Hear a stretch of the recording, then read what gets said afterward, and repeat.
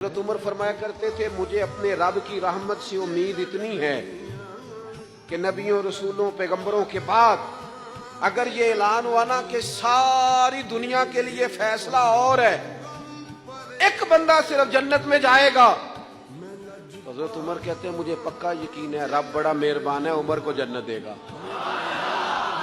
ये मेरी उम्मीद है अपने मालिक से, वो बड़ा करीम है, मुझे पता है मेरे ऊपर बड़ी रहमत करता है, मुझसे मेरा मालिक बड़ा प्यार करता है। उसने कहना चल तू कमजोर है सबसे, तू तो जन्नत में जाना।